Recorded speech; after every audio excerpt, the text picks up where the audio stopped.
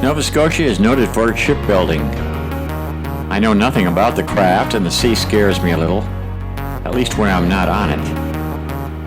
In the 19th century, it was very different for Scotia's native son Joshua Slocum, this world's first sailor to navigate the globe solo. Joshua, who would become a sea captain in his own right, did not grow up in opulence. He was born into and chose a decidedly different course in life, rooted in an upbringing that landed him in a boot shop on a wharf on Briar Island, a tiny rocky outcrop just offshore of Digby Neck. Slocum's bravery and perseverance achieved only a modest attainment of landlubber comforts, but the maritime legacy he stoked with his adventures and writings may even one day be treated as legend.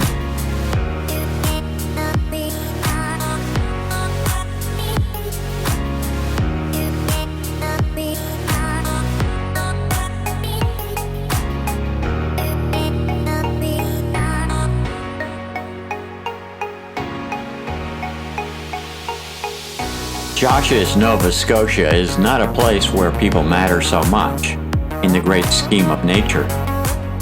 It is the sea life, ancient rocks, and towering tides, the universe's ebb and flow that determine every cause and effect.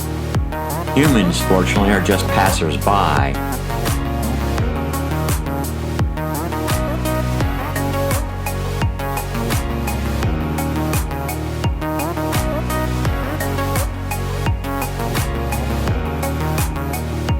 In my quest to find some of Joshua's ghostly traces, I drove on around a narrow confluence of the sea near Moncton via Truro, New Brunswick, into the mudflats and plains of the dike-reinforced lands of southwestern Nova Scotia.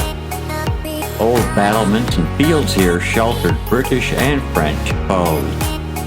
Acadian settlers, farmers, eventually were tagged as traitors and booted out of Scotia altogether. I steered sharply west and south to follow Minas Bay, this time looking west backward to Brunswick.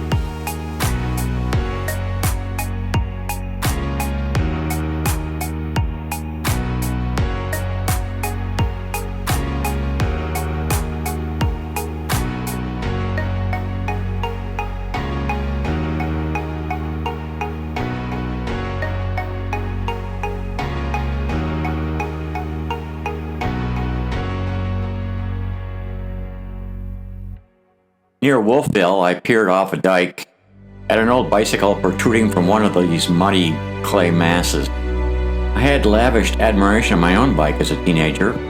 It was the first instrument that I could handle with complete freedom as a pubescent boy.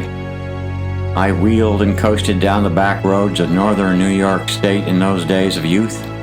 No parents or police and no room for passengers. There were no apparent speed limits then or rules of the road that I could disobey consciously. That silver blue bike remains submerged, but not extinguished in my murky memory.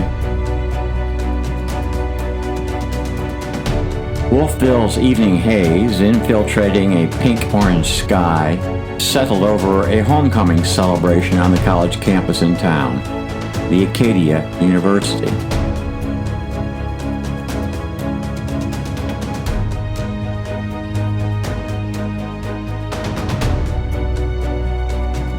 Universities, colleges, and ivory towers of learning. Freedom again, of the mind kind. Could there be ivory towers? Of course there must be. Keepers of darker fortresses in the past donned the robes of armor to make battle, and hoisted walls as barriers to physical intrusions and onslaught. Fortunately, however, the shadow side of human nature is counterbalanced by a less lethal endeavor within hallowed halls called colleges or universities. While occasional false teaching can frustrate truth-finding, the human mind is generally more nimble than a sword or gun, or the bearers of them.